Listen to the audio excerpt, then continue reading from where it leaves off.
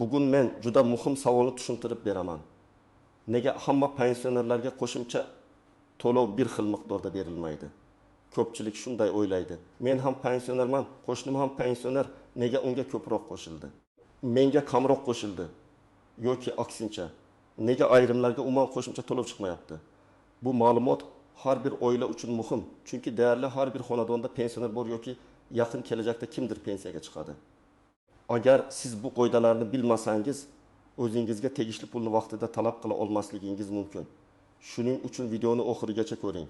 Men bugun oddiy tilda misollar bilan qaysi holatda kimga qo'shimcha to'lov berilishi, nega miqdorlar farq qilishi, qayerda xatolik bo'lishi mumkinligi va pensioner nima qilishi kerakligini tushuntiraman. Kanalga hoziroq obuna bo'ling, videoga like bosing.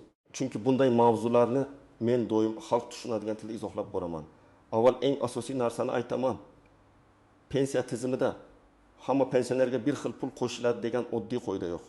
Odamlar ko'pincha televizorda yoki yangiliklarda pensiyalar oshirildi, qo'shimcha to'lov belgilandi, eng kam pensiya miqdori oshdi degan xabarni eshitadi va buni hamma pensioner bir xil miqdorda ko'proq pul oladi deb tushunadi.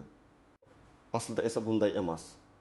Pensiya miqdori bir nechta omillarga bog'liq bo'ladi. Insonning ish staji, ish haqi, pensiya turi, nogironlik guruhi, o'quvchisini yo'qotganlik holati, yoshga doir pensiya oladimi yoki ijtimoiy nafaqa oladimi? Avvaldan tayinlangan pensiyasi qancha qo'shimcha ustamalar bormi? Imtiyozli to'yfaga kiradimi yoki yo'qmi? Shuningdek, ayrim qo'shimcha to'lovlar barcha pensionerlarga emas, faqat ma'lum mezonlarga mos keladiganlarga beriladi. Oldin odamlar ko'proq oddiy taqqoslash qilardi. Falonchi bilan bir vaqtda pensiyaga chiqqanmiz, nega unikisi ko'p? Lekin hozir pensiya hisob kitoblari ancha ma'lumotlarga bog'langan. Kimning mehnat daftarchasida to'liq staj ko'rsatilgan, kimning arxiv hujjatlari topilgan, kimning ish haqi yuqori bo'lgan, kimning ayrim yillari tasdiqlanmagan, kimning qarovida nogiron farzandi bo'lgan, kim chekka hududda yoki zararli sharoitda ishlagan, bularning hammasi pensiyaga ta'sir qiladi. Yana bir muhim o'zgarish shuki, hozir ayrim to'lovlar pensiyani oshirish shaklida emas, balki minimal miqdorga yetkazish, ustama belgilash, kompensatsiya, moddiy yordam, qo'shimcha nafaqa shaklida bo'lishi mumkin. Bu atamalar oddiy odamga bir xil eshitiladi, lekin huquqiy jihatdan farq qiladi. Masalan, bir odamning pensiyasi 9000 so'm bo'lsa, eng kam pensiya darajasiga yetkazish uchun unga qo'shimcha berilishi mumkin. Boshqa odamning pensiyasi 2 million so'm bo'lsa, unga aynan shu turdagi qo'shimcha umuman berilmasligi mumkin. Chunki u allaqachon minimal chegaradan yuqorida turibdi. Men avvalo pensiya oluvchilarni bir nechta guruhga ajratib tushuntiraman. Birinchi guruh yoshga doir pensiya oluvchilar. Bu eng ko'p uchraydigan holat. Inson belgilangan yoshga yetgan, zarur ish stajiga ega bo'lgan va pensiyaga chiqqan. Bunday pensionerlarning pensiyasi asosan staj va ish haqi asosida hisoblangan. Demak, qo'shimcha to'lov masalasida ham ularning avvalgi pensiya miqdori, minimal me'yorlar va belgilangan ustamalar hisobga olinadi. Misol uchun, Akmal aka 62 yoshda 34 yil ishlagan, rasmiy ish haqi nisbatan yuqori bo'lgan. Uning pensiyasi 2 million 400 ming so'm. Shu mahalladagi Sobir aka esa 62 yoshda, 12 yil rasmiy staji bor. Qolgan yillari norasmiy ishlagan yoki hujjat bilan tasdiqlanmagan. Uning pensiyasi 1 million 100 ming so'm. Endi yangilikda ayrim pensionerlar qo'shimcha to'lov deyilgan bo'lsa, Sobir akaga minimal darajaga yetkazish yoki kam pensiya oluvchilar uchun qo'shimcha tegishi mumkin. Akmal akaga esa tegmasligi mumkin. Bu adolatsizlikdek ko'rinadi. Lekin mexanizm shunday. Qo'shimcha to'lov ko'proq past pensiya oluvchilarni qo'llab-quvvatlashga qaratilgan bo'lishi mumkin. Ikkinchi guruh, nogironlik pensiyasi yoki nogironlik nafaqasi oluvchilar.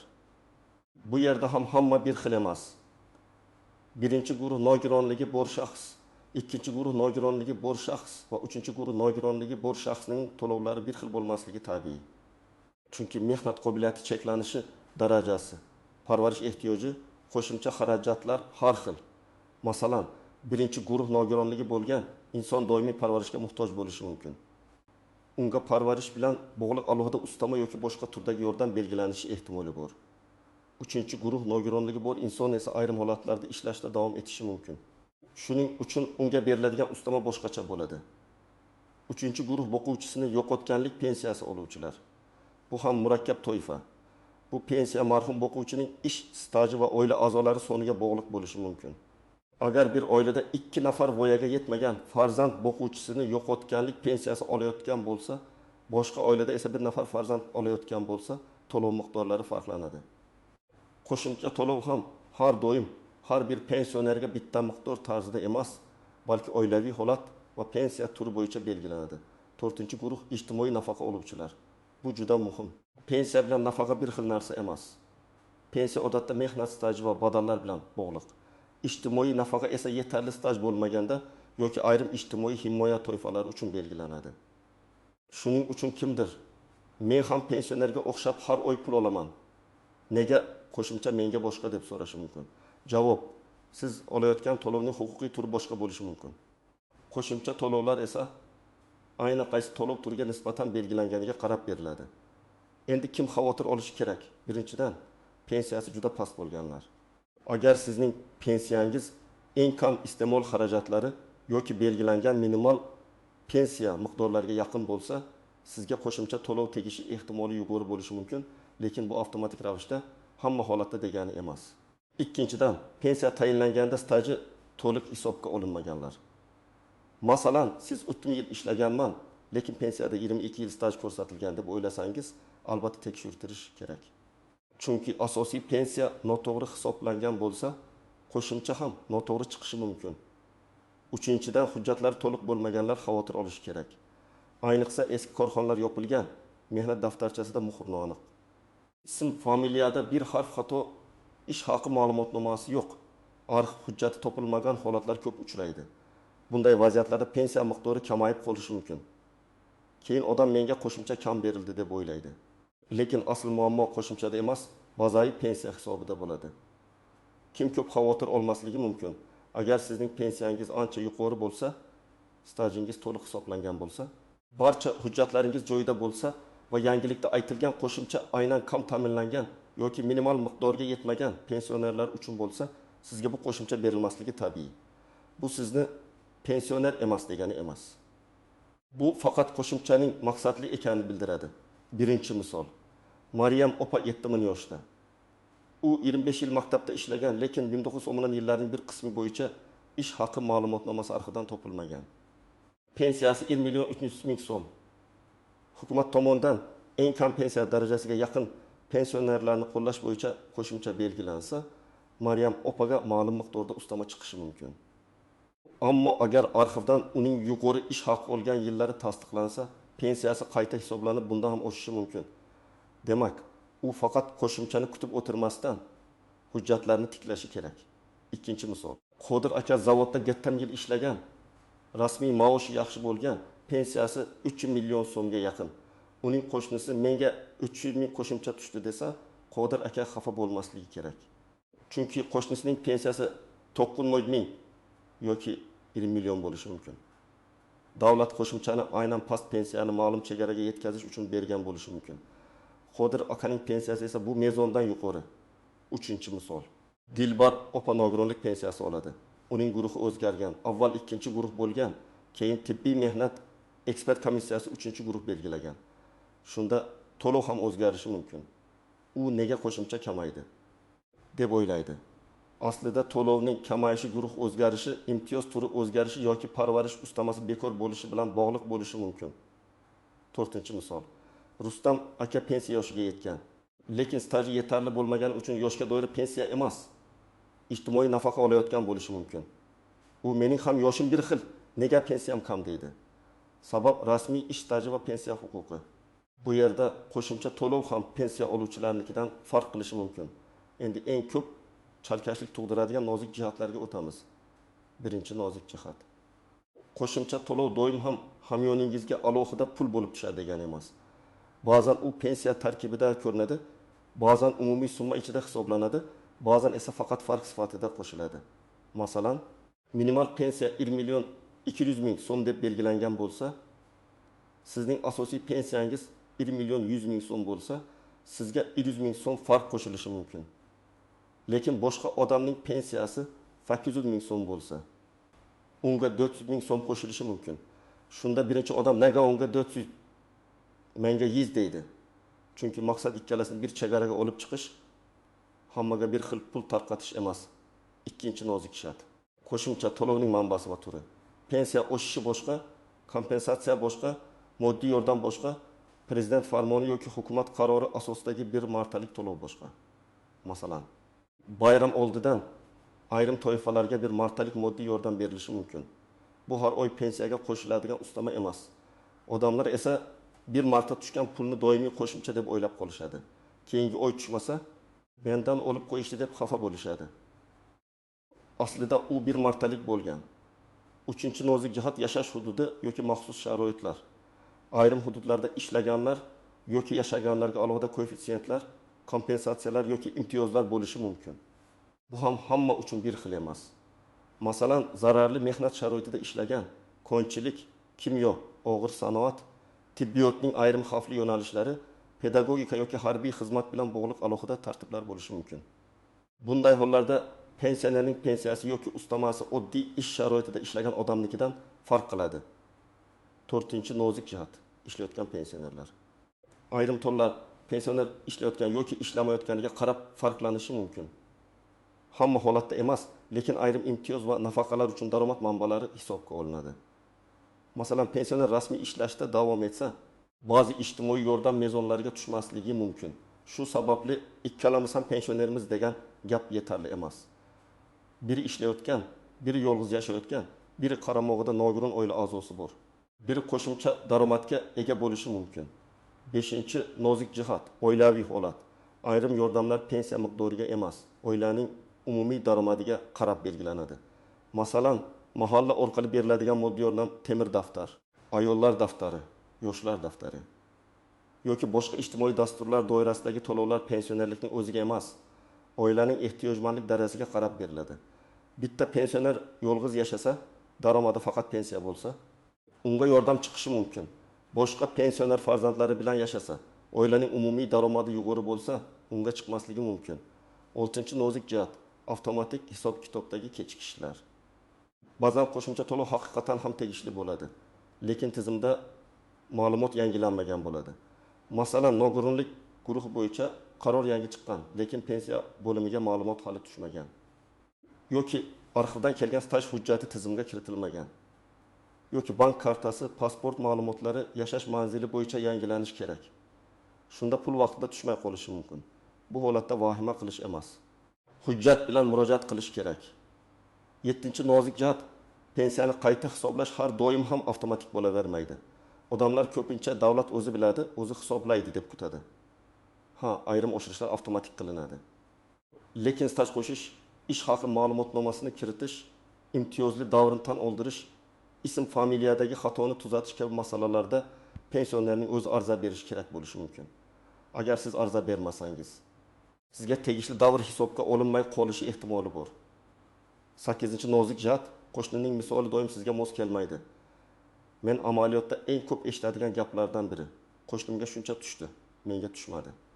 Lekin qo'shningizning pensiya turi, staji, guruhi, oilaviy holati, oldingi to'lov miqdori, imtiyozlari siznikidan boshqacha bo'lishi mumkin.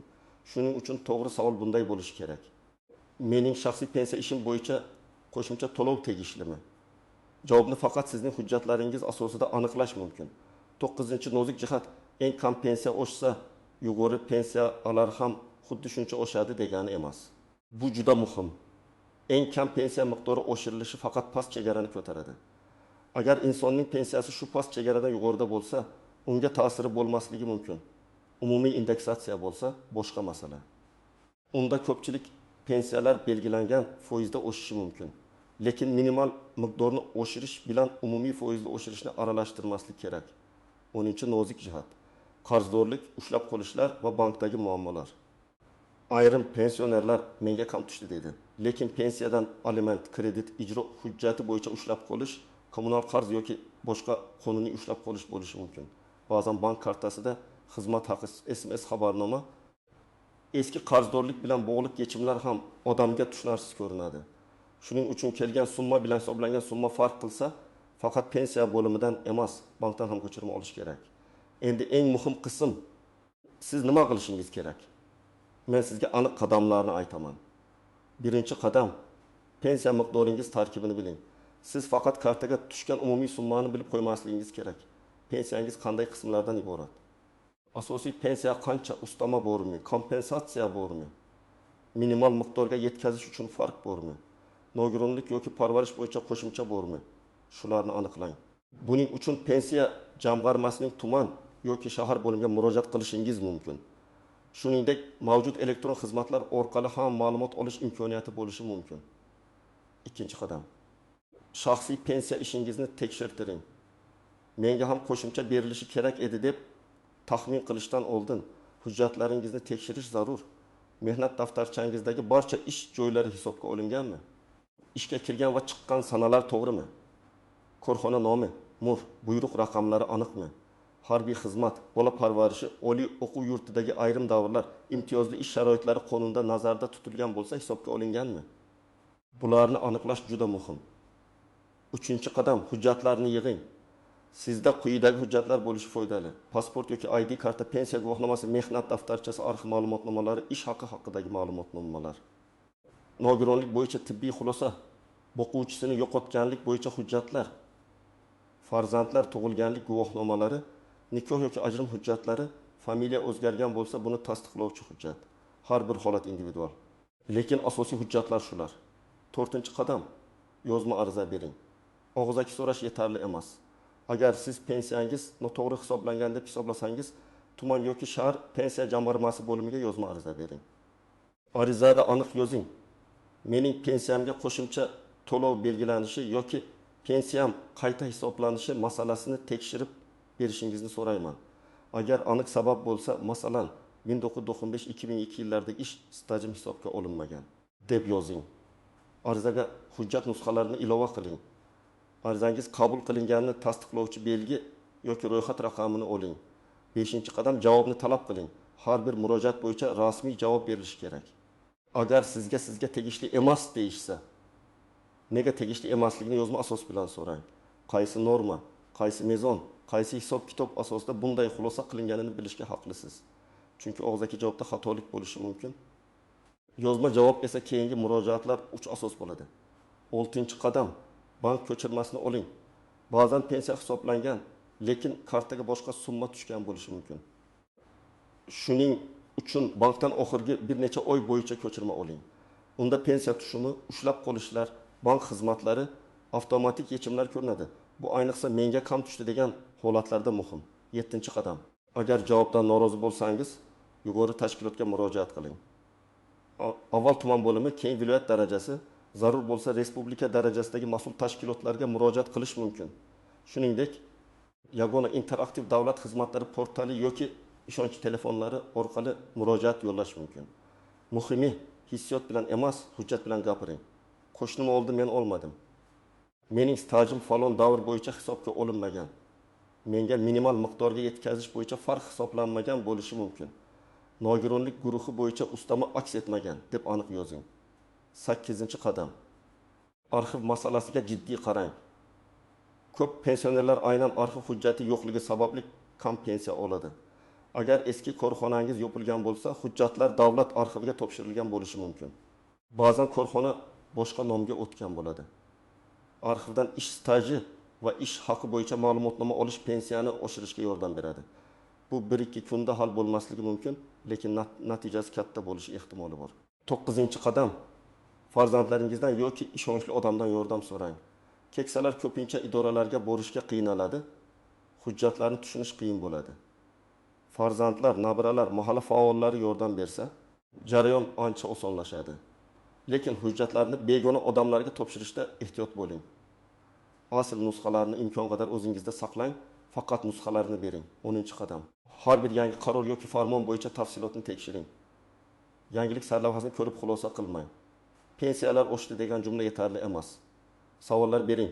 Qaysi pensiyalar oshdi? Qaysi sanadan? Foizdanmi yoki aniq summadami? Minimal miqdorgami yoki barcha miqdorlargami? Bir martalikmi yoki doimiymi? Faqat ayrim toifalargami yoki hamma pensionerlargami? Mana shu savollar javobi sizga vaziyatni to'g'ri tushunishga yordam beradi. Men yana bir amaliy misol keltiraman. Tasavvur qiling, 3 nafar pensioner bor. Anvar aka, Salima opa va Tursun aka.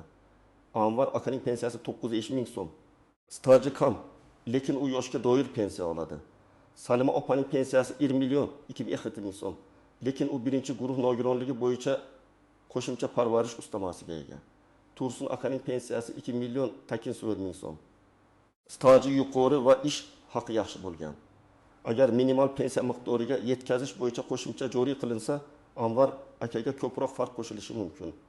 Salima opada esa nogironlik ustamasi alohida hisobga olinadi va umumiy summa boshqacha shakllanadi. Tursun aka esa minimal chegaradan ancha yuqorida bo'lgani uchun aynan shu qo'shimchani olmasligi mumkin. Lekin umumiy indeksatsiya bo'lsa, Tursun akaning pensiyasi ham belgilangan foizda o'sishi mumkin. Demak, har bir to'lovning tabiati alohida.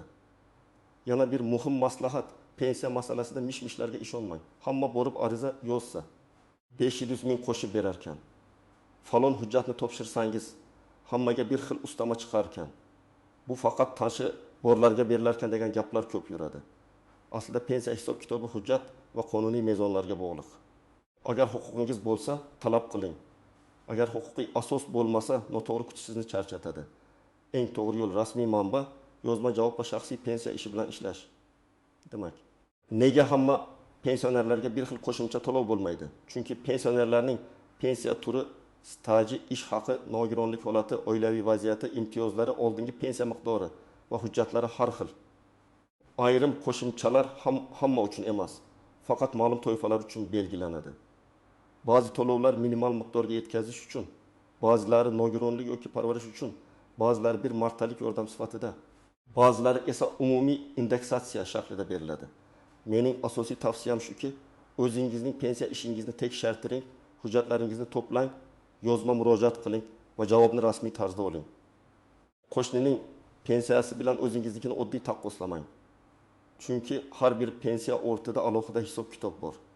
Agar sizda ham menga qo'shimcha tushmadi, menga kam tushdi, qo'shnim oldi, men olmadim degan vaziyat bo'lgan bo'lsa, izohlarda yozing. Men keyingi videolarda eng ko'p uchraydigan savollarni alohida tahlil qilib beraman. Videoga like bosing, yaqinlaringizga yuboring. Chunki bu ma'lumot ko'plab pensionerlarga yordam berishi mumkin. Kanalga obuna bo'ling. Men esa sizlarga pensiya, nafaqa va ijtimoiy to'lovlar bo'yicha eng muhim masalalarni oddiy, tushunarli va amaliy tarzda tushuntirishda davom etaman.